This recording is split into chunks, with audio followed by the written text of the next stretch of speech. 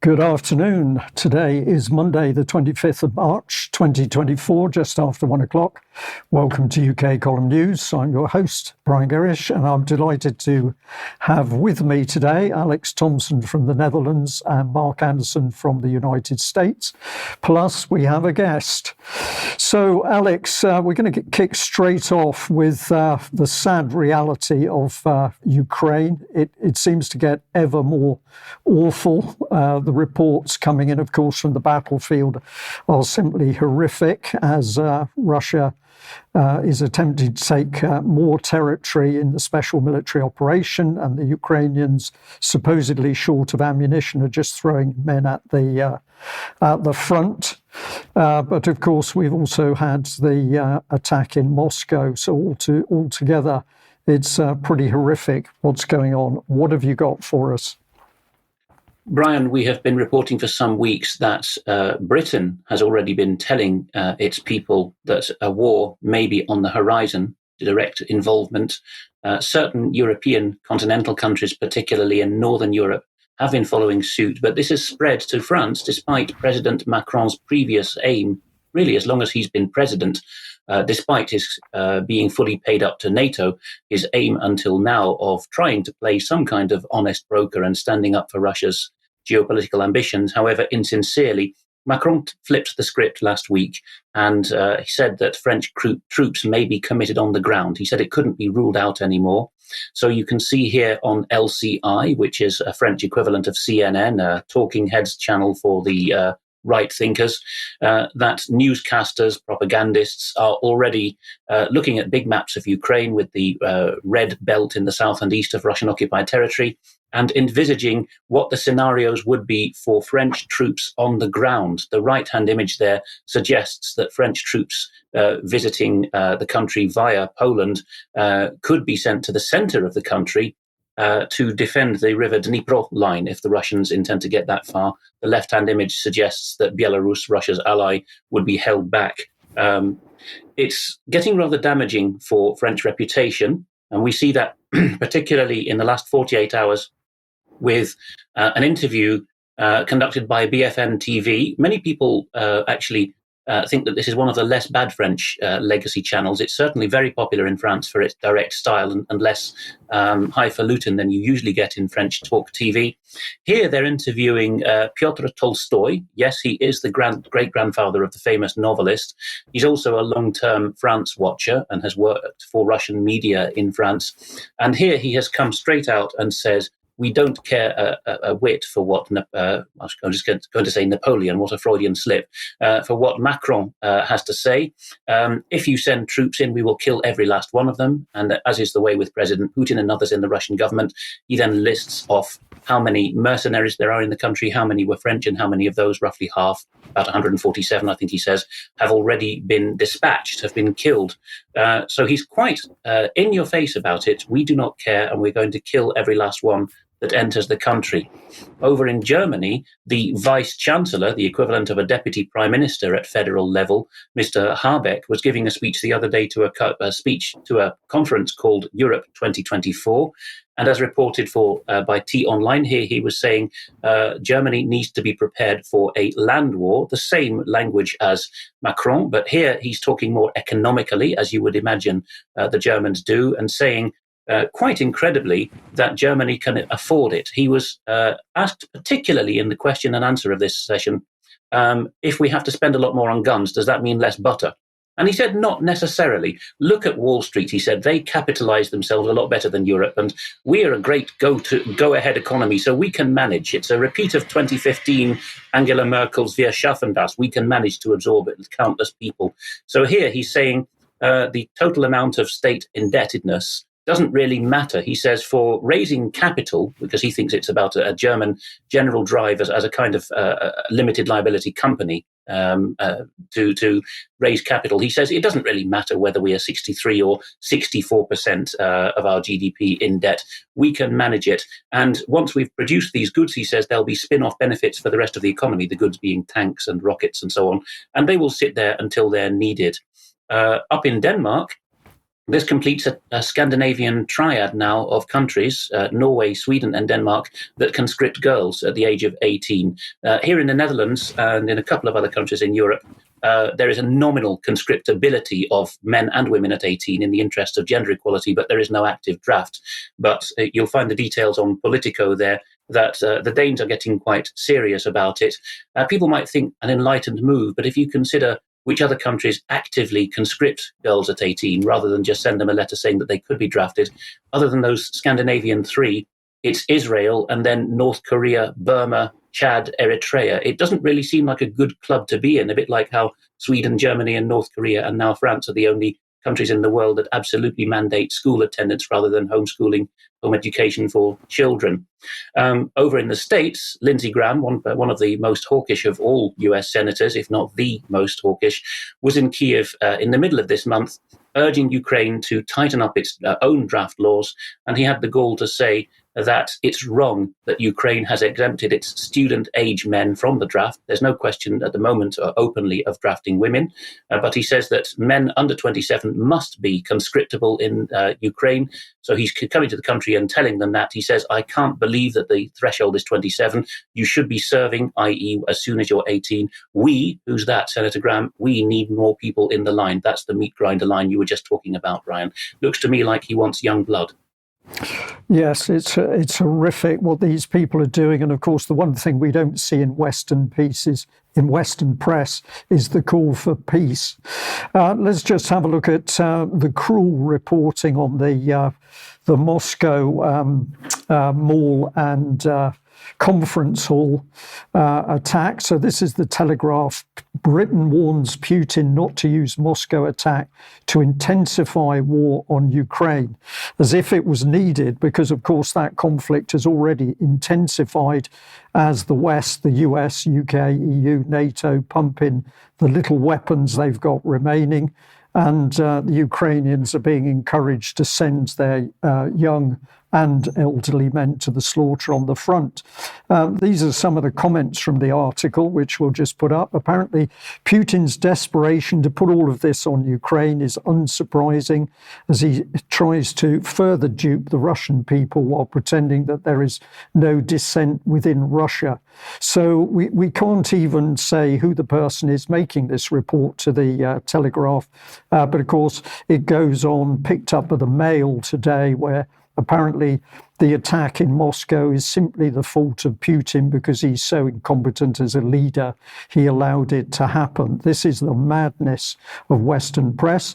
Here is one of Britain's politicians commenting. Russian media channels are already circulating deep fake videos of Ukrainian officials in an attempt to blame Ukraine and provide Putin some defense for the war crimes he's committing in Ukraine, or worse, pretext for further atrocities. So we've just simply abandoned the truth and facts. This is just claims being made against Putin and what's happening. Alicia Cairns goes on to say there's no indication of any link to Ukraine, nor any credible reason to suggest their involvement. Well, I could think of lots of reasons to suggest they could be involved, but yes, we do need to see the absolute facts of what's happened. And of course, the Americans going the other way, so they're saying that they strongly condemn the heinous terrorist attacks in Moscow. We extend our deepest condolences to those who lost loved ones and to those who were injured or affected by these unconscionable attacks against innocent civilians. ISIS is a common terrorist enemy that must be defeated everywhere. That should be. There is no indication of any link to Ukraine, nor any credible reason to suggest their involvement. Well, of course, the Americans haven't come up with any evidence themselves, but they are desperate to make sure that it's ISIS-K, the Afghanistan version, which is blamed for this attack, and the Americans keen to steer anything away from Ukraine, even though it does appear that those terrorists were trying to reach the safe haven of Ukraine when they were caught by Russian authorities. And I'm just going to play this little bit of video on screen. This is a little girl in Gaza. You can see the distress on this young lady's face. words, there are no words for what's going on at the moment in the world.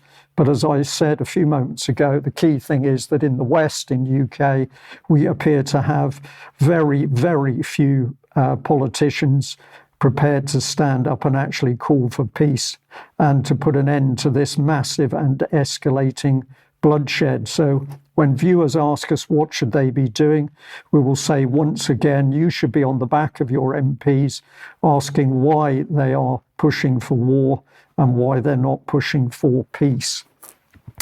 We'll break onto the new subject of child abuse in Scotland, and we have a guest today, Professor Diane Rasmussen McAdie, who's going to give us an update on what's been happening around the Fenethy women. Just to put this image up on screen, and this shows some of the women outside Glasgow Council with the banner "Release Our Records and End Our Fenethy Nightmare Now." We've got a second image here, which has actually got Professor Rasmussen McAdie herself with the Fenethy women. And Diane, I'd like to welcome you onto UK Column today, where you're going to give us a little update as to what's been happening. Welcome. Thanks, Brian. It's great to be here. Thanks very much for this. Those two photos were taken just last week at the meeting of the Petitions Committee. I will add that the first photo that you showed from outside, because although we requested mainstream media sources to come and cover the story and read a press release and make a statement about 20 minutes before they were supposed to be there, they phoned and had last-minute staff absences and suddenly could not be coming to cover this important event. So I did what I could. So thanks for showing that. Okay. Diane, sorry, just to come back in. I was going to say we have several little film clips here. The first one is actually the Deputy First Minister from Scotland talking at the committee meeting. I was going to say, let's just watch this first clip to hear what she has to say, and then we'll bring you back in for a critique. The executive summary headline findings, just to summarise why the girls were sent to Fenethy. The findings were that primary school girls from Glasgow were sent to convalescence after an illness and or so that they might benefit from what was termed a recuperative holiday. The school was one of a number of schemes of residential education which was aimed at improving the health of pupils. In terms of who sent them, it was head teachers and school medical staff could put forward girls that they thought might benefit from a stay. However, it was the school or principal medical officer who took the final decision. And even then, only girls whose parent or guardian agreed to them going and who passed 2 medical examinations were allowed to go. Well, there we are. That was the key lady, Robinson, speaking. How do you feel about what she said, Diane? Well, just in those few seconds, there were a number of inaccuracies. First of all, there was one scheme of residential education, which was set up by what was then Glasgow Corporation back in 1945, which was set up post-war as an experiment within the city of Glasgow to see what would happen when different children were sent away for whatever amount of time. And there were a number of classifications that they assigned to these children. One happened to be convalescent, which if you actually look at what happened over time, the excuse was that they were sent for a recuperative holiday, as she said, but actually, if you actually speak to the women, most of them were not unwell. They were sent there in other paperwork. It said it was because they were from deprived backgrounds, poor socioeconomic status, children with parents of alcoholics, etc. Some said they came from perfectly fine backgrounds. So it's still a bit of a mystery as to why they were actually sent there. And the coercion is a really important thing because we see, as you'll see in some of the debates, about in loco parentis, which essentially meant that the parents really did not have a choice as to whether they were sent because they were there was legislation at the time that said in Scotland that children could be taken away from the custody of their parents and put into the custody of the state if the state decided that for whatever reason the parents weren't fit to keep their children in the house. So there are a number of inaccuracies here just in these first couple of seconds, which is from the opening statement. And I think we have some more that we can show as well. Yes, indeed. And we can say that if the girls weren't ill before they went to Fenethy, many of them were ill afterwards as a result of the treatment. But let's hear a little bit more about the records. It should be noted, though, that Fenethy is not unique in having no surviving logbooks. In terms of the records information on Fenethy that Glasgow City Council holds, basically what Dr Fossey found is that Glasgow City Council holds no school records for Fenethy. The City Archives holds various series of Council Education Committee minutes, papers, reports and handbooks that talk of Fenethy and other schools in the schemes, but no individual records. In terms of what action Glasgow City Council has taken to find existing records, they have run their own internal searches in response to FOI and subject access requests. And of course, Dr Fossey and Diane McAdie had access to records in the archives, and Glasgow's chief archivist themselves has also carried out proactive searches for information on Fenethy.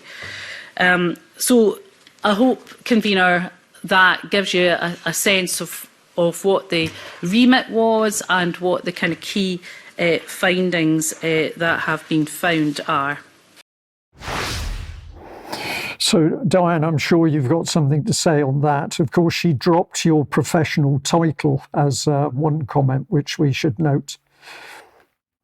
Yes, that is something that Shona Robinson did herself, but the other MSPs who spoke with her did not. My title is actually professor, which only 10% of academics in the UK are assigned that title eventually. Dr. Fossey got her title throughout, and it was something that the women picked up on especially.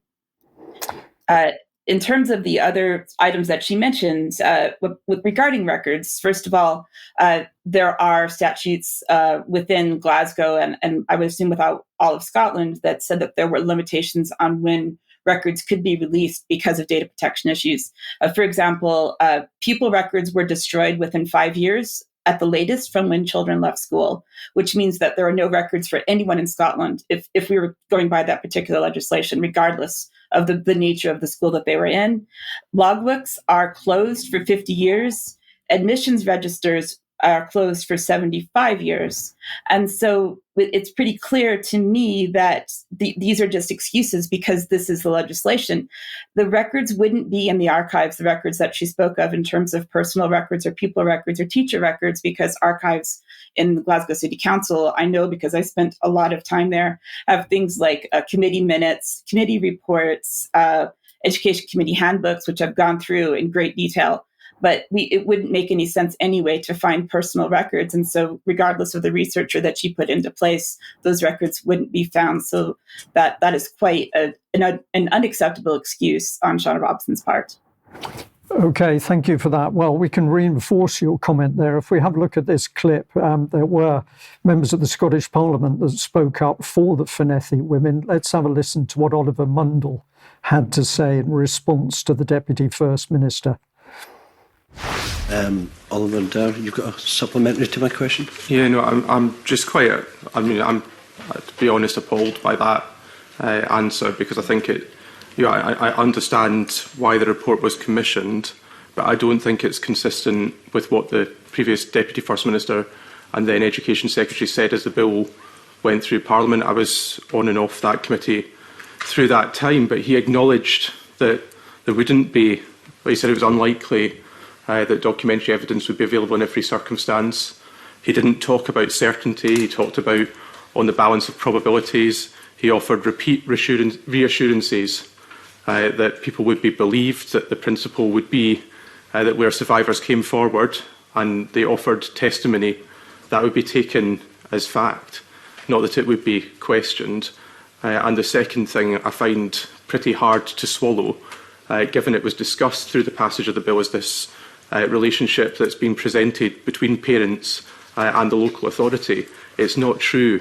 It is not true. It is not factually correct, and it's still not correct to this day. Local authorities, through social work, through education, wield a huge amount of authority over families, where they suggest things and direct things vulnerable families feel under pressure to accept them, it is not a relationship of equals, and I think it is wrong to categorise the relationship in that way. Well, some pretty direct criticism there, because he's effectively saying it's not true what's been put forward by the First Minister. Well, that's how I take it. And of course, the other thing is, he said at the end of the day, what's important is that people are believed. So, Diane, good to see that he was really prepared to stand up and be counted in his support for the Fennethi women. Absolutely. There are several MSPs that have been in their corner, starting with Colin Smith, MSP from south of Scotland, who has kind of led the campaign through the Scottish Parliament all the way. Another one that you'll see is Fergus Ewing, who is kind of become he's SNP, but he's kind of left the sort of ranks of the SNP in recent years. He also spoke out widely in favor of the women. And so this is coming from Labour, from SNP, and from Conservatives. So I can see that, even though there's a potential election coming up, of course, this year and next year in Scottish Parliament, I think that I'm very, very proud to say that we do have some very strong political support on the side of the Fennethi ladies. And I would hope that we can all reach out and thank them and continue to do the wonderful work they're doing for them. Okay, thank you for that. And the last clip, which really pushes the whole thing home, is Oliver Mundell again, but he's talking about really the application process versus the evidence, which is the women themselves and the numbers.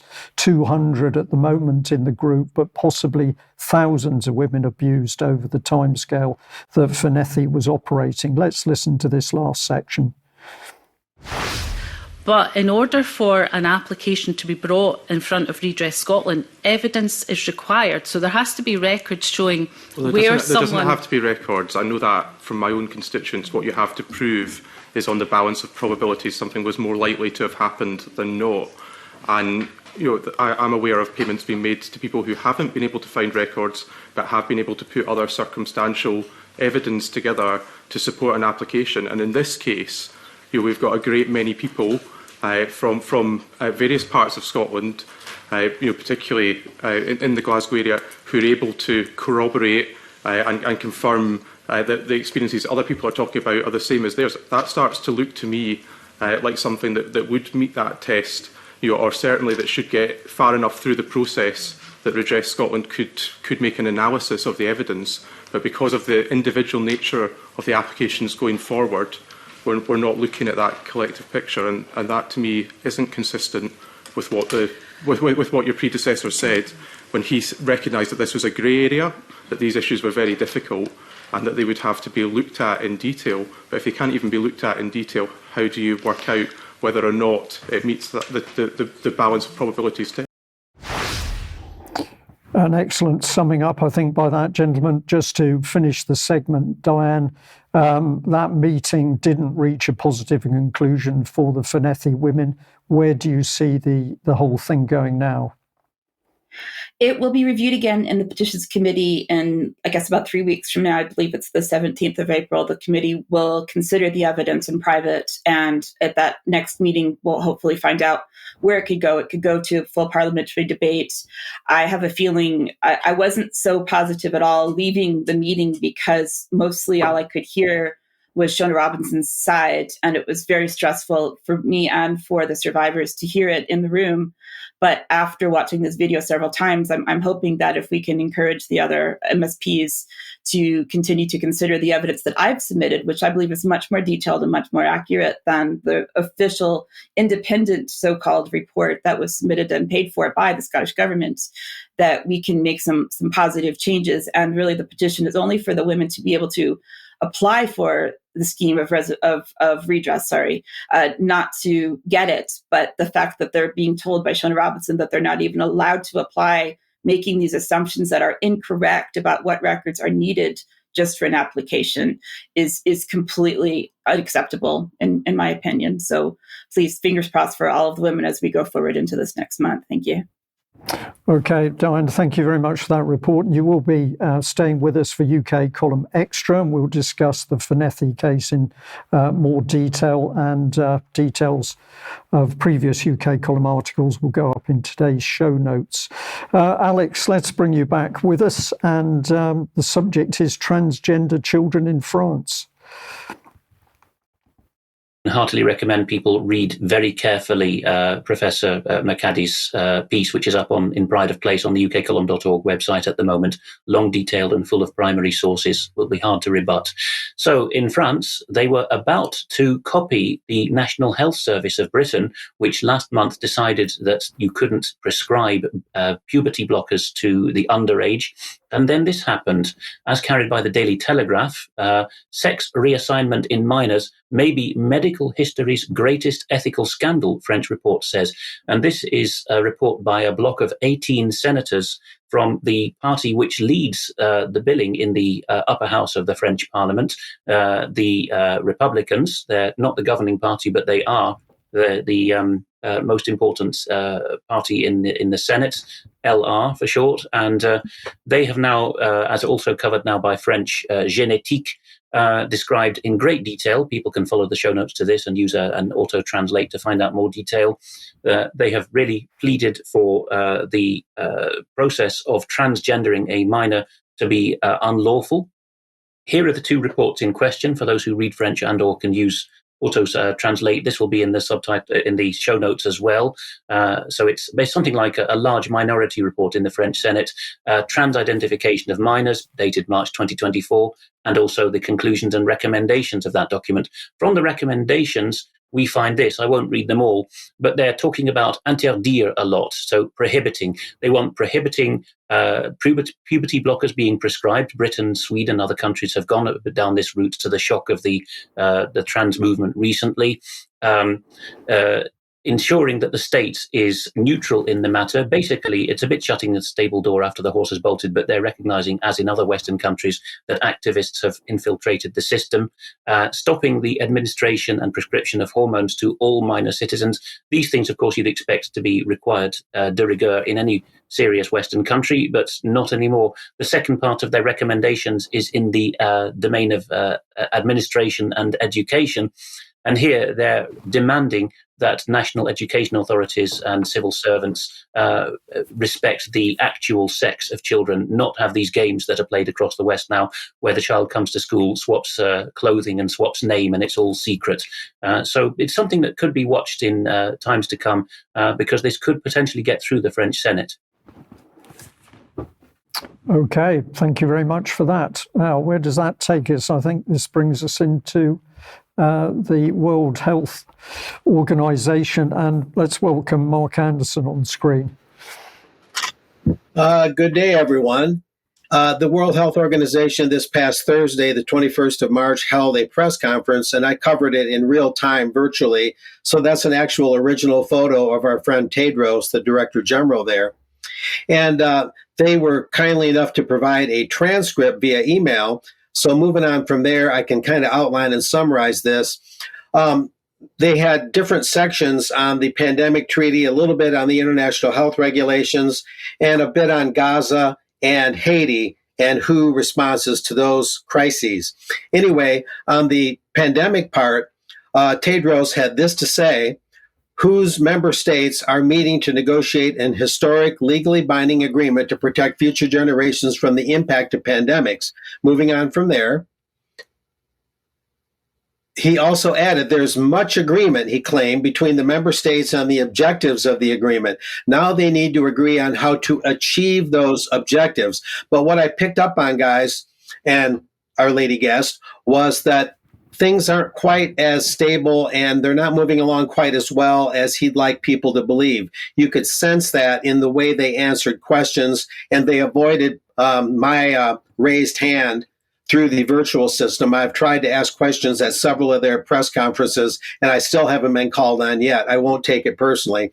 Anyway, Tedros also said this, there's one more quote from him: areas of disagreement remain, but there is still enough time for countries to find common ground and finalize a strong agreement in time for the World Health Assembly in 9 weeks. It's doable. However, if we keep going, we detect a little bit a little bit more of a tentative attitude about how things are going. Robin Millard of AFP, not to be confused with the AFP I've worked for, did get a question in. It was a lot like the question I wanted to ask, and the question was as follows. On the pandemic accord negotiations, the letter from dozens of former world leaders, get that, suggests that there is a concern that this treaty might not get done. What are the key sticking points that remain? I wanted to ask that too. What needs to happen to get this over the line, and who needs to budge? Thank you. And from there, we get the answer from Dr. Jawad Major, head of the Secretariat to both the intergovernmental negotiating body that's working on the treaty and the IHR, which is the International Health Regulations. He said, and these are very general things, this was his reply to the reporter, prevention is extremely important for pandemic preparedness and response. No kidding. Negotiators agreed on the importance of research and development, which is, again, very generic and very milquetoast. His third answer, or third part of his answer, they agreed, the negotiators on the treaty, on the importance of having a global supply chain to provide all the signatory countries with what they need for pandemic response, which, again, seems like no achievement at all. That's a very easy thing to agree on. And the fourth part of his answer to the reporter, we're now discussing how to implement these things, although some issues are tougher to resolve than others. So they kept giving very general kind of brush off answers. And this reporter here was not the only one that asked that kind of question. I wanted to do it. Robin Millard did. And there was another reporter, and we kept getting these very general, almost brush off, again, kind of replies. So things don't seem to be going quite as smoothly as the WHO would like for them to approve the treaty as they had planned at the 77th World Health Assembly in Geneva, and they're trying to achieve that treaty May 24th.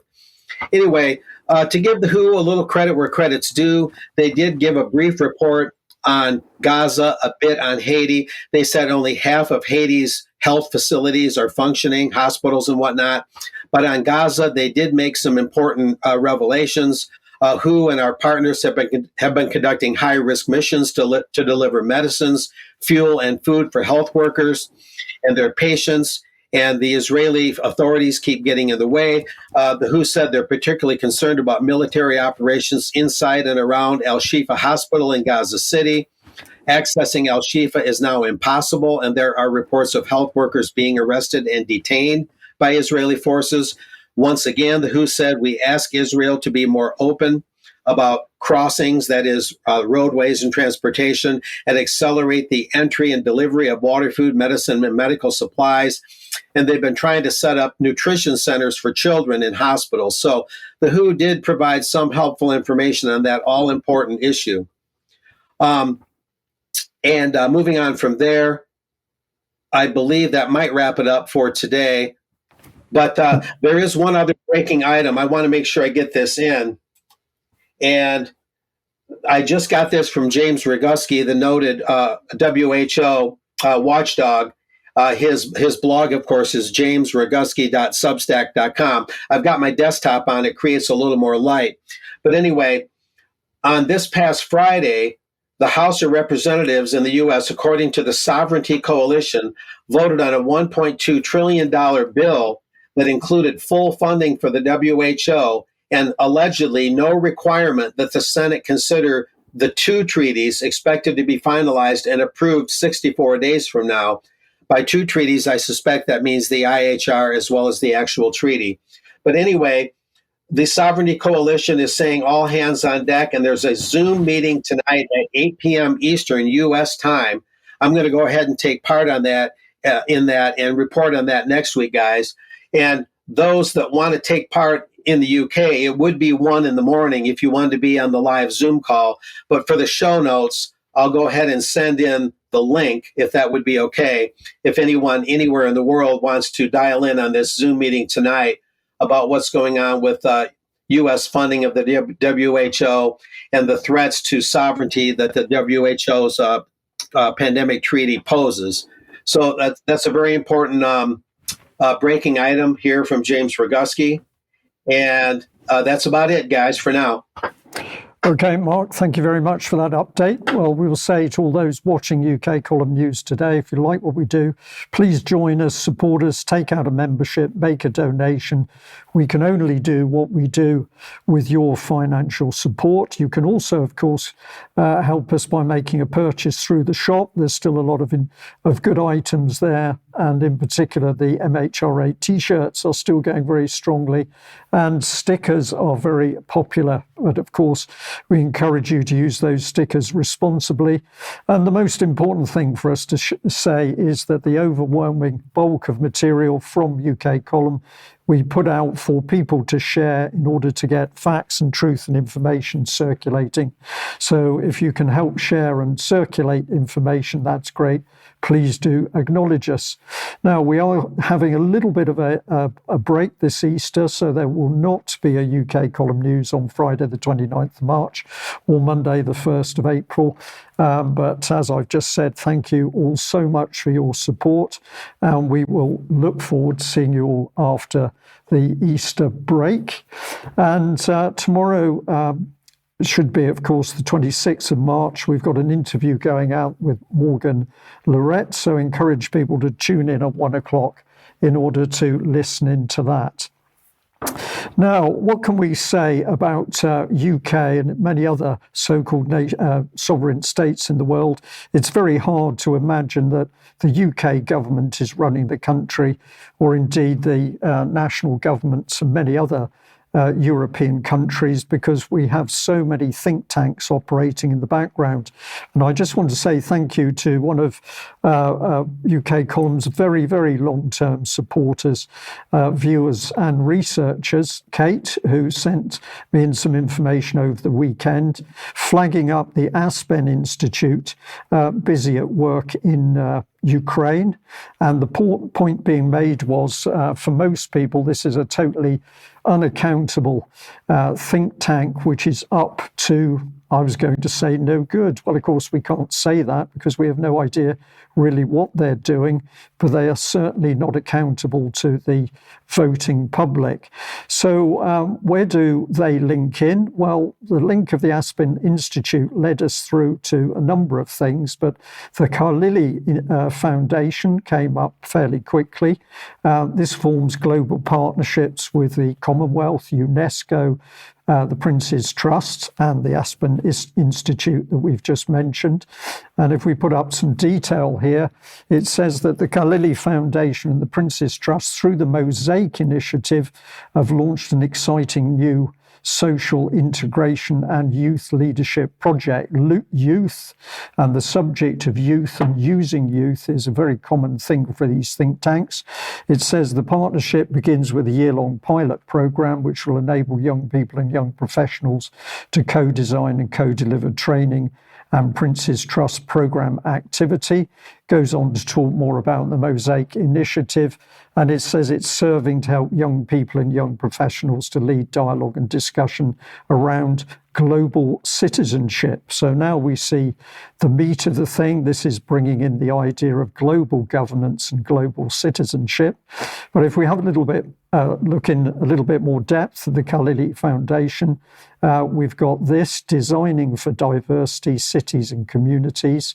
And this is the main gentleman concerned. Now, if we pop the next one on screen, thank you. So we've got Professor Nazir Carlyle is a world-renowned scholar, collector and philanthropist. His mission is to use the power of art and education to foster peace and unity worldwide. This is all very well, but I personally don't really understand his values or what he's trying to do. But I do know he's a very influential and powerful individual. And here we see him with the Right Honourable Patricia Scotland, who's the Secretary General of the Commonwealth. We can bring that up on screen there. Thank you. And they are working together for a festival. This is what's being promoted with this image, Peace Building Through Faith. Roundtable discussions aimed at identifying key focus areas and brainstorming solutions to today's most urgent challenges. So let's have a look at a little piece of video to reinforce the good works of these individuals. And young people are the cornerstone of everything we intend to do. Virtually, it encapsulates 50 years of my vision. I always said to myself that every human being is born as a human being first. Everything else that's given to you, color, religion, race, you didn't choose, you were given. So that unity brings all of us together as a human being. So it was my dream one day to look at all the differences, build on the differences with the proper answers and bring them together.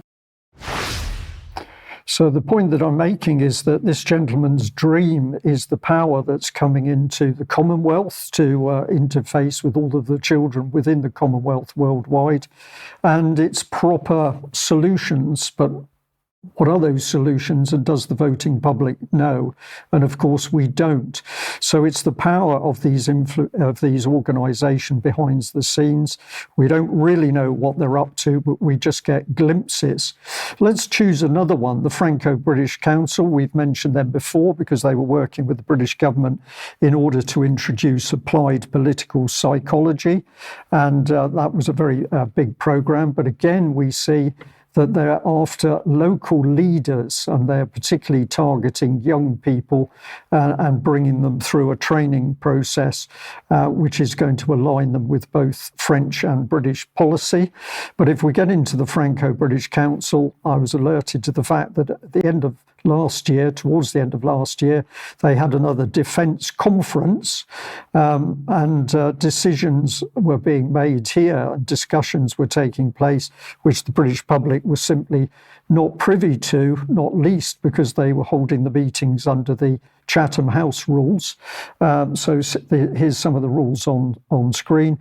But of course, many glasses of wine or champagne being drunk to help the deliberations. And we can also see the support of major companies. We've got the Ministry of Defence there, but we've got MBDA Missile Systems and Airbus, as well as the French military. And if we move on one, of course, we've got our very own Grant Shapps, who was there. But remember that the discussions, apart from the main headlines, were being held under Chatham House rules and not privy for the British public. Here's Lord Peter Ricketts, who's actually the chair of the organisation. And if we have a look at him, we can see that he was the UK's first National Security Advisor, 2010-2012. We're not too sure exactly what he was doing in these meetings, but this is the whole point: who is making policy. We'll just leave you with the last comment on the Chatham House rules, because it says here that local leaders are expected to abide by it, and strict implementation of the rule is crucial to its effectiveness. And lastly, you should be respectful to guests and speakers and mindful of the fact that they've agreed to give their time. So at that point, I think we've just about covered it, but essentially we're saying, what is it that's enabling these organisations to dictate policy both to the UK's national government but also to the French? And when Macron suggested French troops on the ground in Ukraine, was that as a result of a pre-agreement with the British through the Franco-British Council?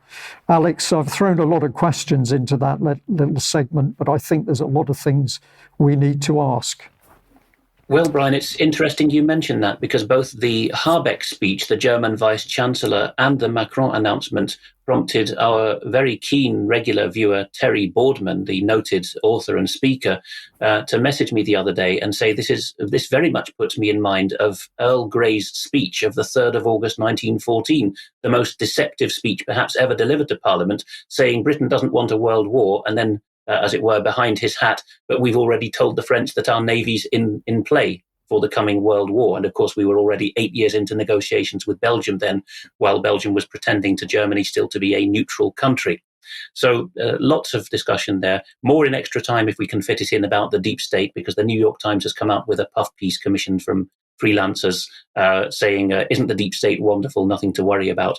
Those who were listening to Mark Anderson regarding this evening's Zoom call, this is one of the few weeks of the year where, due to misalignment of daylight savings time, it will only be midnight start, not a 1 a.m. start for those following from Britain. So perhaps a few more will be able to join because of that. So, with two Americans as guests today, one of whom is half Canadian, this may interest. The Toronto Globe and Mail, one of the most important papers in the whole English-speaking world, has got one of its heavy hitters, Lawrence Martin, writing an opinion piece telling us that excessive free speech, which of course south of the border from the Canadian perspective is a thing because of the First Amendment, that excessive free speech is a breeding ground for more Trumps. Mr. Martin says, would the rise of the hard right and Mr. Trump have been possible if the internet had been given guardrails? Not a chance. The internet undermined the established newspaper business model, we hear him shriek, greatly reducing the number of papers and coverage and creating a void. Oh dear, so it's actually something to do with the legacy media. To be fair to Mr. Martin, he's not an extremist in legacy media terms. He does say in this very opinion piece that Bill C-63, which is life imprisonment for hate speech, may be pushing it a bit too far. But if you look at his biography, you will see that he's been based in Washington for years for Canada's leading newspaper title, and that he is a recipient of many awards, including McMaster University's Lifetime Leadership Achievement Award. So he's not a minor figure there. We see what's coming. True North, a fairly middle-of-the-road Canadian outlet, is reporting that Prime Minister Justin Trudeau is going to spend 8.4 million Canadian dollars on research in the South, the global South, the third world we used to call it, to understand, quote, how climate change interacts with democratic decline. So the poor, dark-skinned people of the world do not get to choose their leaders freely and fairly because of climate change, it would seem. Finally, in this mini Canadian segment, the National Post is reporting that a secret report by the Mounties, the RCMP, Canada's federal police, this was a 5-year whole-of-government review of threat horizon for Canada, says that Canadians may revolt once they realise how broke they are, that under 35s will never be able to buy a place to live in Canada because the house prices there are even worse than the US and Europe. It's secret, but it's a heavily redacted version, was eked out through freedom of information. And ironically, it says, and there'll be more about this kind of irony from Germany shortly, the report's particularly heavily redacted sections included one carrying subtitle, Erosion of Trust. Well, think of what we were just reading in the opinion piece from the Globe and Mail. It's the plebs' fault, but apparently it's also the government's fault. Paranoid populism on the rise. Alex, thank you very much for that. It gets crazier, doesn't it? Climate change affects democracy. Well, the other group that the global governance team is worried about are vaccine hesitant people. And Mark, welcome back. Tell us what's happening and how AI is going to be used to predict vaccine hesitancy. Thanks, Brian. This is from the defender of the Children's Health Defense. Of course, that's Robert F. Kennedy, RFK Jr., Robert Francis Kennedy Jr. And AI is, of course, worming its way into everything. I'll mention the border in a minute, the southern border. But here we have from the defender, the whole thing smacks of a brave new world. New AI tool predicts vaccine hesitancy, and we'll go from there. As this article notes, a team of researchers, and it's connected to the University of Cincinnati in Ohio, has developed a powerful new tool in artificial intelligence that can predict if someone is or isn't likely to get a COVID-19 vaccine or something like it. According to the University of Cincinnati, the new AI tool, quote, uses a small set of data from demographics and personal judgments, such as aversion to risk or loss, end quote, to identify, quote, reward and aversion judgment patterns, those kind of patterns in humans that may help explain one's willingness or unwillingness to get vaccinated. The researchers presented their findings in a study published recently in the Journal of Medical Internet Research, Public Health and Surveillance. The study's findings could have broad applications for predicting mental health and result in more effective public health campaigns, the university said. Now, someone from the Defender had a reply to that. This is Brian Hooker, PhD. He's the Children's Health Defense Senior Director of Science and Research. He said the following: the whole implication here is that nonconformity to the government propaganda machine's standard of care makes one some type of mental case or extreme outlier. And Mr. Hooker also had this to say. In addition, he said, going back, the whole thing smacks of a brave new world where a potentially non-compliant where such individuals are targeted with messaging based on fear and irrationality. So this is a relatively brief report for today, but it's providing some insight on where AI is going. Of course, it's going way too many places, way too fast. As we've talked about recently in the Montana case, the fraud regarding Google's AI products, Gemini, Montana's already raising the specter of suing Google because the Gemini product had the wrong input, therefore it would give the wrong answers when asked. So AI is only as good as the data put in terms of the data coming out. And then this other headline I'll just briefly mention. I need not go into detail. This requires more research. But the Department of Homeland Security, that wonderful post 9/11 agency in the U.S. government, has announced the following, and this is very recent.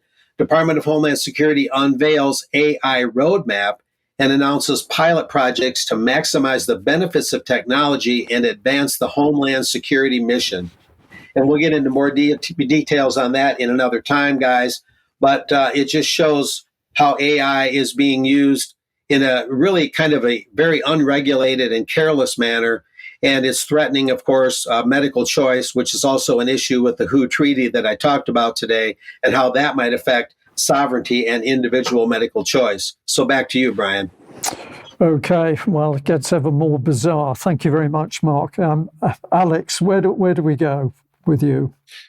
Well, I suspect that Professor McAdie will have something to say about this in extra time, the segment we've just heard being an information specialist. But we go to Germany, where another COVID leak has hit the big time. Professor Stefan Homburg, a government advisor and noted financial academic from Hanover, who has endured a lot of ire and flack through the COVID times from his government, is one of the people who's tweeted this in English, so giving it a cover story for us, that the RKI files are out. That's the Robert Koch Institute, Germany's leading public health body, equivalent to, in some cases, the CDC and in its role in Germany. Or it sounds like a charity, but it's the RKI really is at the heart of the German government in public health.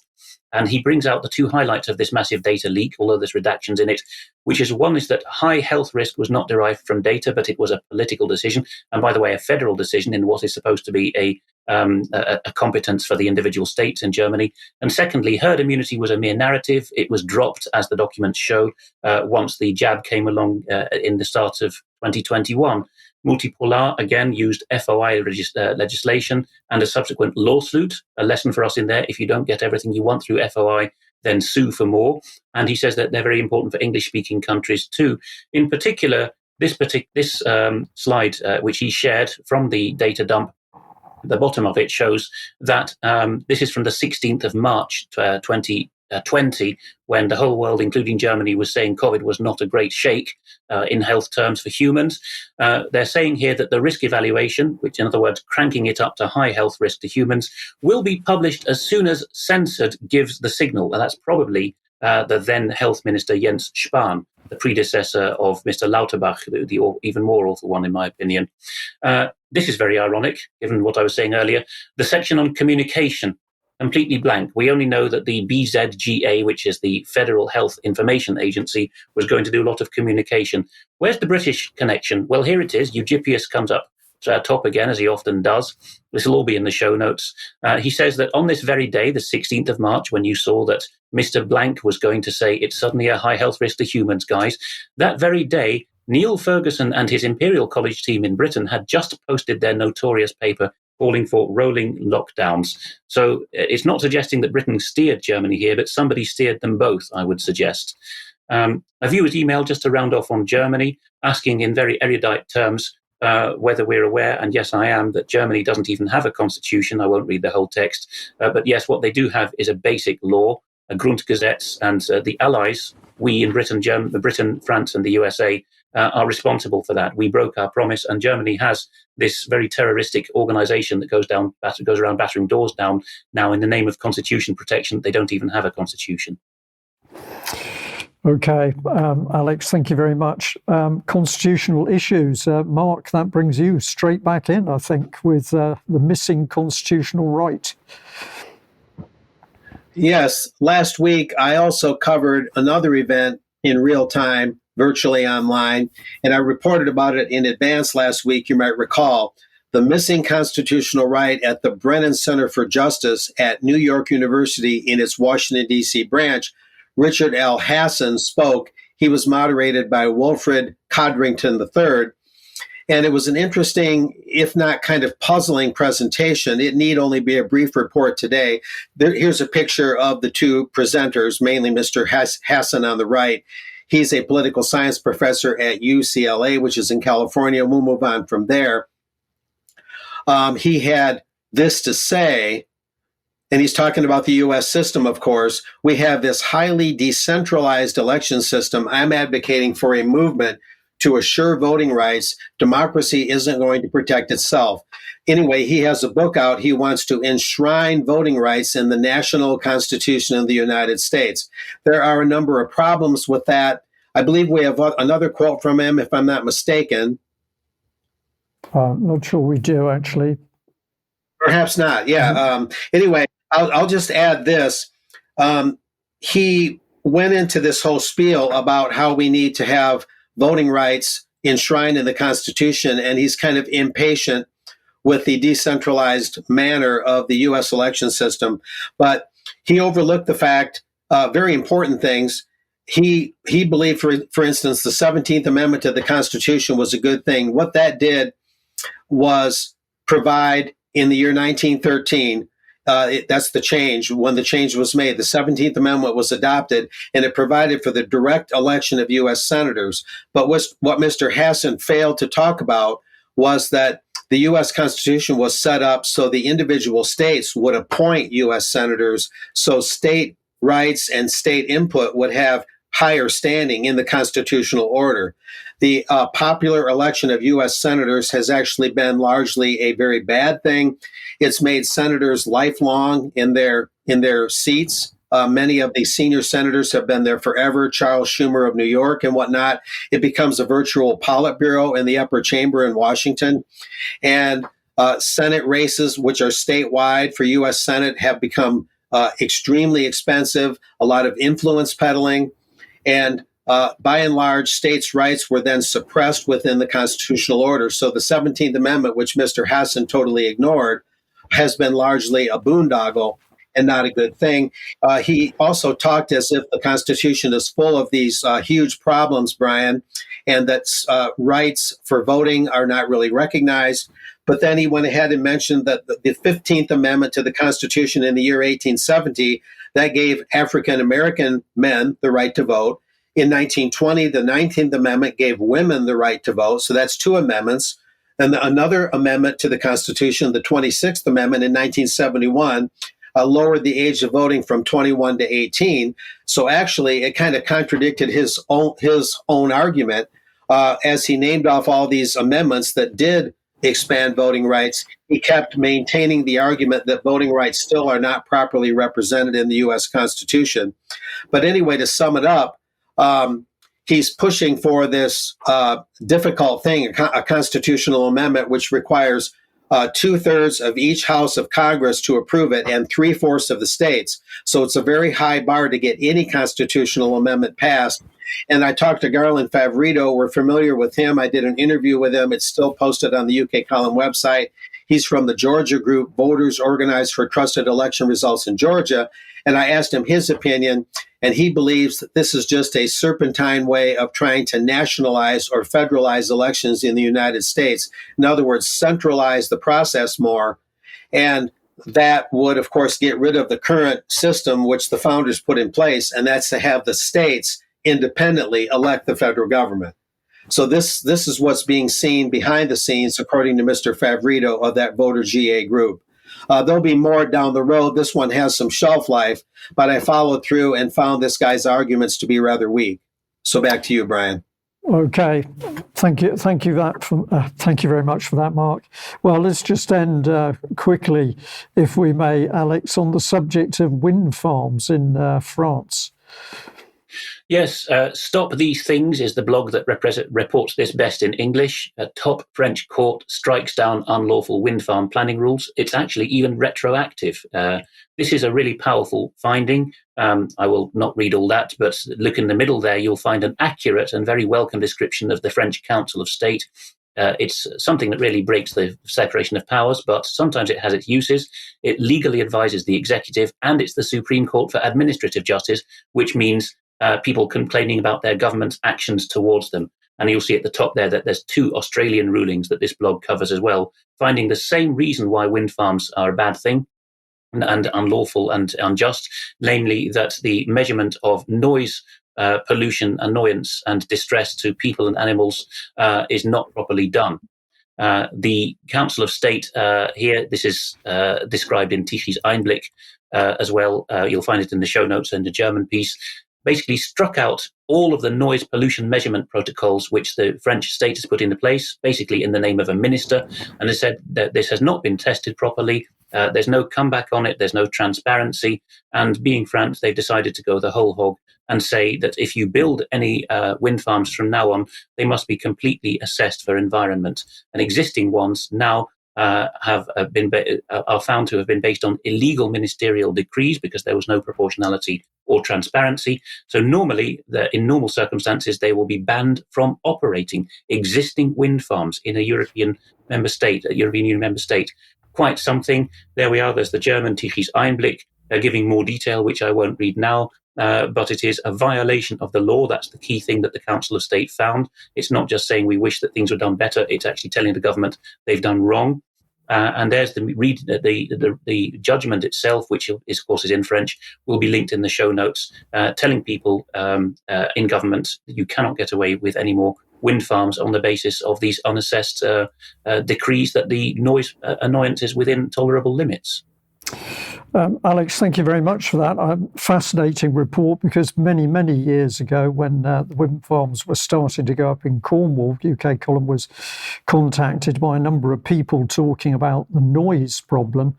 And I found it interesting that when I read the environmental impact reports, such as there were at that stage, they were extremely weak on noise. And my own experience in noise in the Royal Navy, underwater noise, but many of the tributes are exactly the same, told me that a lot more work was needed in order to be able to be sure that there weren't noise problems associated, particularly low frequency noise associated with the actual turbine blades rotating themselves as opposed to the gearbox noise. But maybe more on that another time. Alex, end us very quickly. You've got a couple of memes which we thought were worth showing the audience today. Apologies that I don't know the source of this US cartoon, but you can see America on fire with crumbling infrastructure, total alcohol and drug dependence. And there is wizened old senile Uncle Joe telling America's kids that democracy is in danger, and he's holding up a hand puppet of Trump as the devil incarnate. Well, apparently there's nothing to see wrong with the current administration. We have a German meme here. Somebody is being SWAT raided for some free speech in Germany, and they're being yelled at the door to open up, it's democracy calling. And finally, it's not even a comedy piece, but it's certainly got something sweet about it. Glasgow City Council, much featured in today's news, is having a mutiny against its own low emission zone, because it being Glasgow, people do as they please. They don't shy away from authority figures. So many of the council's own workers, which is a huge number of people in Glasgow, are saying, I am not paying these penalties. So the council may be hoisted by its own petard there. What a world, clown world. I think many people are starting to call it, but it's clown world with some very dark attributes in the background. I'm going to thank you all, Alex and Mark, and also Professor Rasmussen McAdie. Thank you very much for joining us for the news. As I said, we will be talking about Phonethi in extra time. So if you're a member of UK Column, join us then. Thank you to all the viewers and listeners who've come in today, wherever you are in the world. Bye-bye.